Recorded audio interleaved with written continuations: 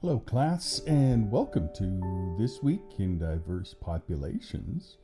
My name is Dr. Neil Soggie, and I'm the instructor for this course. This week, we're going to explore just a little bit about how human experience and identity are shaped not only by individual characteristics, but also by systems of power and culture. And we'll look at two kind of interrelated frameworks. Those two frameworks that we'll be taking a look at are intersectionality as well as ecological systems theory. And both of these should be able to help you as an addictions counselor to understand better the complex lives of clients. So intersectionality was coined by a legal scholar, Crenshaw, who teaches that social identities such as race and gender and sexuality and class interact in ways that produce rather unique outcomes of privilege and oppression. And ecological systems theory, developed by Urie Bronfenbrenner, provides a bit of a lens for understanding how individuals exist within these kind of nested layers of environment, of family and community and institutions and society. And together, these theories remind us that mental health and addiction cannot be separated from context. And that's part of the reason why we explore diverse populations, because it's an important way of understanding people. So, as our role as counselors, it's to enter the client's lived world and to help them find healing in the midst of living within their lived world. And so helping us understand how these intersecting influences shape our clients' needs and risks and resilience can go a long way to help us to better serve our clients. So as always, I like to start off with a little story, and then we'll dive into the three key themes of this lecture. The first one being, obviously, intersection theory. And there we'll begin with a bit of an exploration of how intersecting social identities like socioeconomic status and sexuality and race and gender interact to influence individual experiences. Rather than viewing each identity in isolation, intersectionality recognizes that people experience the world through multiple simultaneous lenses of privilege and oppression. And these are all going on at the same time. And then we'll look also at ecological systems theory, and I've already mentioned that's Bronfenbrenner's model that helps us to conceptualize human development within layers of influence, from the microsystems of peers and friends and family to the larger macrosystems of culture and politics and economics. And this ecological model helps counselors analyze how social determinants such as housing and healthcare and education impact client wellness. And then we'll try to mix these together in a very integrative application where we connect these two frameworks to counseling practice. And hopefully I'll be able to show a little bit about how intersectional and ecological awareness can guide things like assessment and case formulation and culturally responsive treatment planning. Now, I'd like to start off by introducing you to Kimberly Crenshaw, who was born in 1959 and is a legal scholar whose work has reshaped our understanding of identity and power and inequality. And she introduced the term intersectionality in an essay in the late 1980s called Demarginalizing the Intersection of Race and Sex. And this was done to describe how Black women's experiences were overlooked by both feminist and anti-racist legal frameworks. And Crenshaw's theory emerged from observing how the law failed to account for the overlapping nature of discrimination. A person who is both black and female, for example, does not experience racism and sexism separately, but are intertwined systems of oppression, basically. And so her work has since become foundational across many disciplines of law and sociology and psychology and counseling. And there's some encouraging practitioners to consider how multiple systems of identity and oppression influence client experiences and treatment accesses. So in counseling, one of the legacies that Kimberly Crenshaw brings is that intersectionality really invites us to move beyond a single axis thinking of oppression and recognize that it is something that is full of complexity and touches on pretty much every part of human experience. And so it's an important part of exploring this. And so when we dive into intersectionality then, and the legacy of Kimberly Crenshaw and some of the intersectionality theory, the first thing we need to kind of remember is intersectionality recognizes that individuals hold multiple social identities. And these social identities shape their experiences of power and privilege or oppression. So these identities, things like race and gender and sexuality and market skills and ability and socioeconomic class, all of these things interact dynamically. There isn't just one fixed point. So they aren't acting independently. One impacts the other. And so you end up with some very unique outcomes. And it's important to kind of recognize these things, that you can't just look at someone of color and say, oh, this is their experience. There's a lot of things going on there. Like, for example, a Latina woman in addiction recovery may face challenges that cannot be fully understood through just one lens, like gender or ethnicity alone. But through the intersection of both within societal structures, we can get to a closer truth. So Crenshaw introduced this idea of intersectionality to really critique how a single axis framework in law and social policy really failed to capture these complexities. So in counseling, this theory encourages practitioners to move beyond checklists of diversity and instead understand how systems of oppression, of racism, of sexism, of classism, of heterosexism, all interlock and shape access to care. So applying intersectionality in treatment involves validating a client's multifaceted identities, addressing their systemic barriers, and recognizing how oppression can manifest as trauma or stress. So counselors are called to become both therapists in this sense, but also a bit of advocates in our professional associations, not in the counseling room, but as a professional association member, to work beyond the therapy room to challenge these inequities.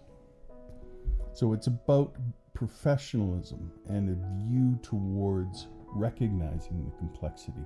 And so this is something that, again, goes beyond just in the client counseling room. And then there's the ecological systems. And this is, if you've ever studied developmental psychology or social psychology, you probably come across this. This is from the 1970s, late 1970s, Yuri Bronfenbrenner. He came up with the idea of ecological systems theory. what provides a pretty powerful framework for understanding how culture and environment shape behavior. And this model really identifies several different levels of influence. There's the microsystem, so the smaller system, then the mesosystem, then the exosystem, then the macrosystem, and then the chronosystem. And all of these interact to influence human development. So in counseling, basically the idea here is that there's an ecology of culture. And that refers to how an individual's beliefs and behaviors and their mental health are affected by these overlapping social systems. So should give you a good example here. So a client's recovery from addiction may depend upon not only their personal motivation, which would be their microsystem, but also their family dynamics, their workplace policies, their healthcare accessibility, and broader cultural attitudes towards addiction. So the broader attitudes would be kind of the macro systems. And so by viewing clients within their ecological context, counselors avoid individualizing problems that are really rooted in systemic issues.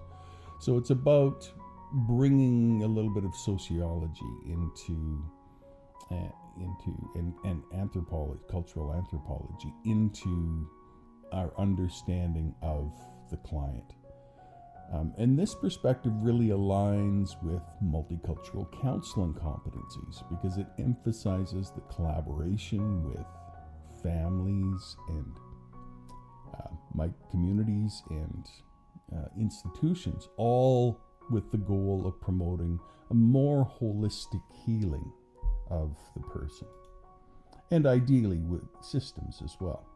So when we integrate intersectionality and ecological systems theory, it really creates a very complex but very robust multidimensional lens for understanding a client's lived experience. First off, intersectionality highlights the unique ways that identity categories overlap to create discrimination and privilege, while the ecological model situates those identities within layered systems of power and culture. So for counselors, this integrated approach means assessing not only individual factors, so looking at trauma history and coping skills, but also some of their social conditions. Are they experiencing poverty, racism, access to education, healthcare policies? And so an intersectional ecological perspective helps counselors design interventions that are socially informed and culturally grounded. So in addiction counseling, for instance, addressing systemic inequalities such as racialized incarceration or gender bias in treatment programs becomes part of the ethical practice. And so that can help the counselor be a better advocate for more empowerment and justice. And that can help to transform therapy as well, because it provides more robust supports for the individual. So let's just kind of take a look a little bit at how this might play itself out. So Maria is originally from El Salvador. She's about mid-40s and she's suffering from alcohol dependence. She works 2 jobs. She's working really hard to support her family. She's working on English, but English is still really hard for her, and her family is facing at this time obviously some really strong immigration-related stress. So her intersecting identities, first off, she's a Latina immigrant, she's a single mother, she's a low-income worker, And these are all going to shape her experiences of both resilience and vulnerability. So, from an intersectional perspective, Maria's challenges are not merely personal. They're linked to a lot of overlapping systems of inequality, including gender, including economic instability, including racialized labor markets. And then from an ecological lens, her microsystem, her family and her work, and her mesosystem, her community resources, and her macrosystem, immigration policy and cultural stigma, are all interacting to influence her recovery outcomes. So counseling that acknowledges these intersections involves both empowerment and advocacy. So the counselor collaborates with community organizations and integrates bilingual support and addresses systemic barriers like access to childcare and healthcare. And all of these things are going to impact on her recovery process, which is what she's coming to you for as an addictions counselor. So modern counseling practice increasingly integrates intersectionality and ecological principles. And we kind of think about this through multicultural and systemic models.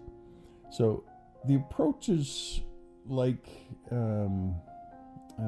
Deandra's and Daniel's respectful counseling model and Bronfenbrenner's ecological systems framework really help to guide clinicians to understand how identity and environment all intersect. So the respectful model really emphasizes 10 factors that influence psychological development. And I think this is a good guide for us. And respectful is an acronym. So you start off with religion. So when you're understanding psychological development, what's the religious background of this person? And then we kind of go down. So respectful. So the next one would be E. That's economic class. How does that impact? Then sexual identity. Then psychological maturity. Then ethnic identity. Then chronological challenges. Then trauma. Then we get to the full. And there we have family background. Then we have unique characteristics, and finally we have location. All of these things are going to impact. And so having a comprehensive framework ensures culturally inclusive assessment and interventions.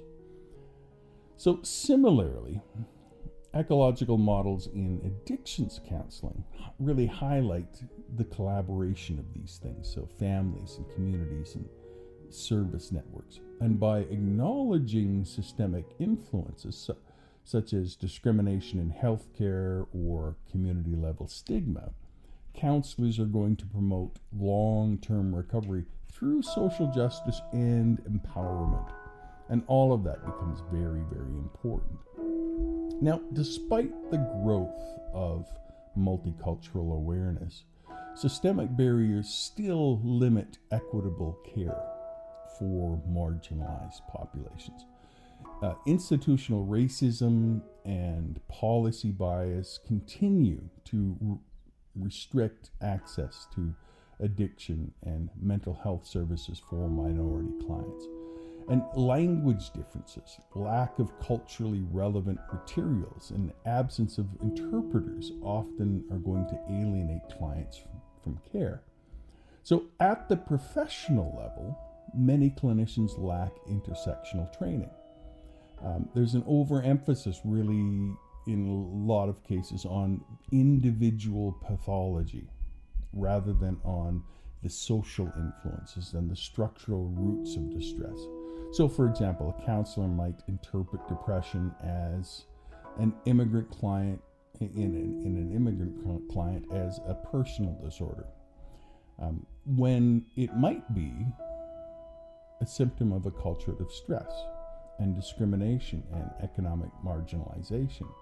And when you're living in that kind of stress for years and decades, it's inevitably going to wear you down.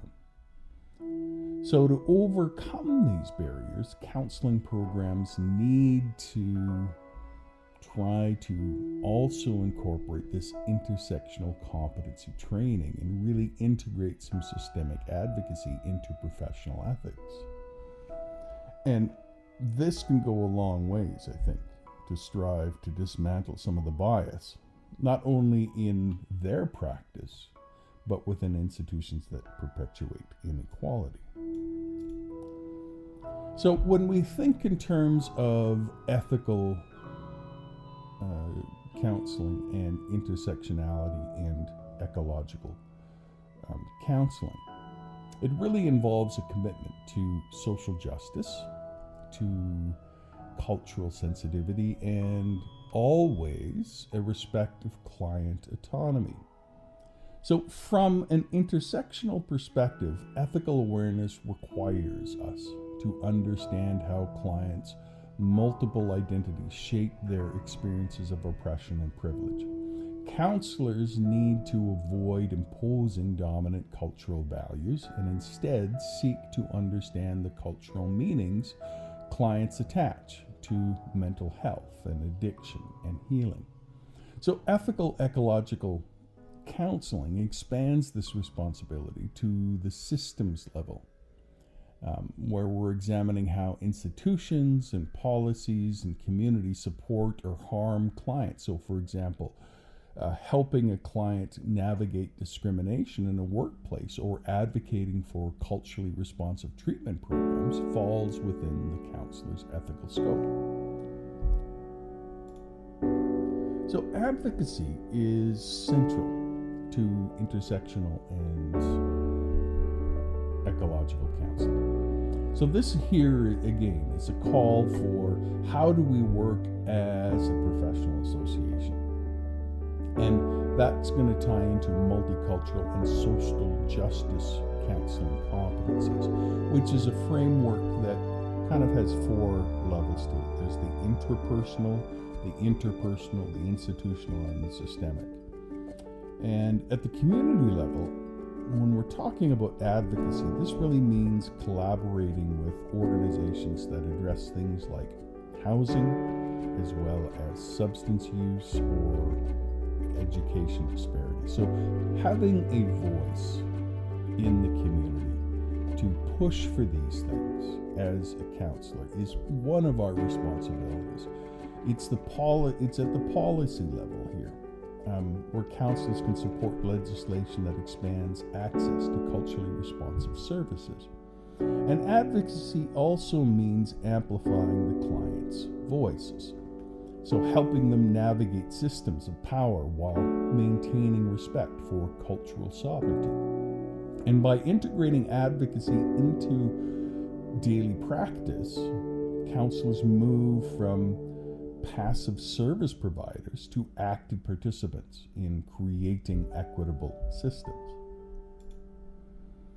Now, when it comes to ourselves as a counselor, I think it's important for us to be reflective here, because a counselor's self-awareness is really essential for applying intersectionality and ecological principles in an ethical way and also in a way that's effective.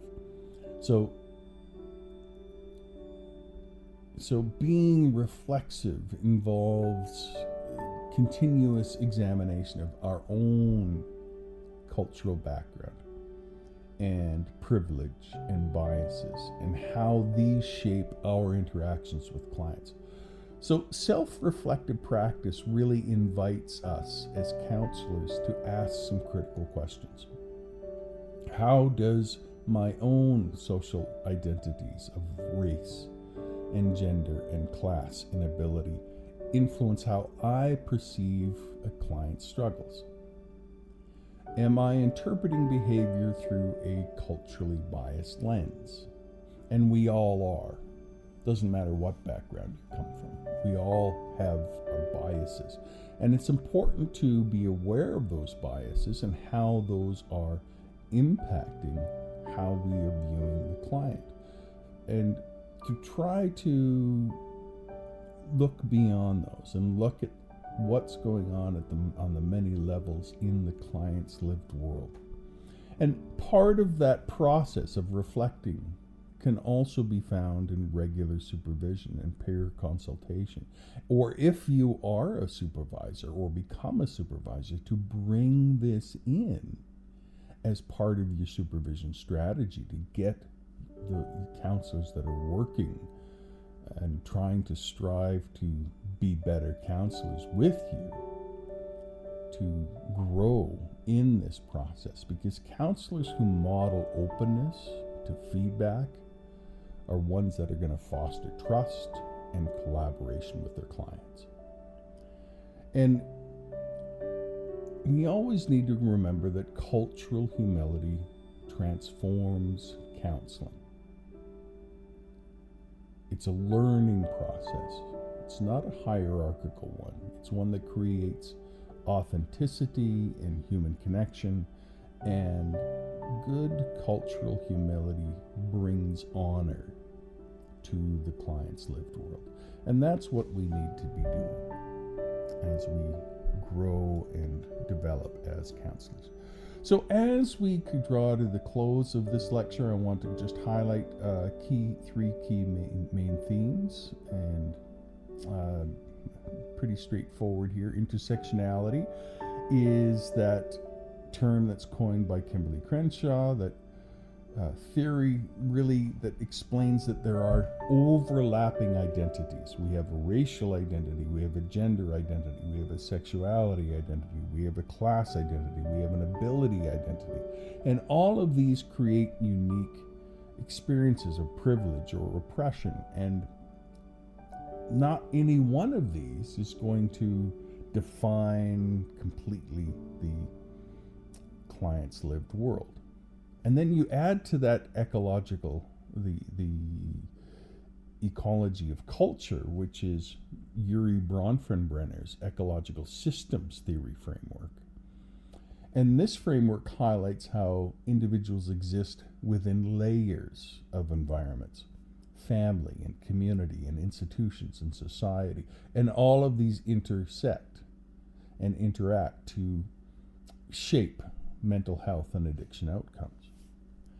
And then finally, cultural humility, what we've been talking about this whole course. And I always want to kind of come back to this. And that's the mindset that emphasizes that we are lifelong learners, and we need to self-reflect rather than think that we are, we've arrived and become experts.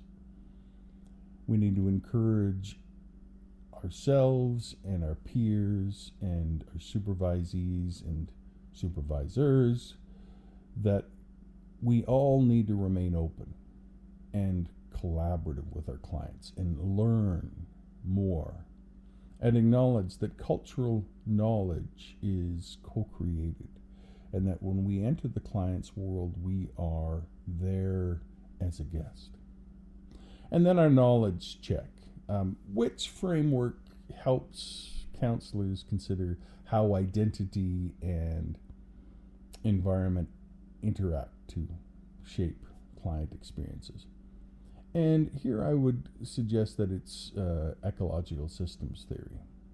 And the reason for that is that this model situates identity within the larger cultural and systemic context, and really complements intersectional thinking, I think.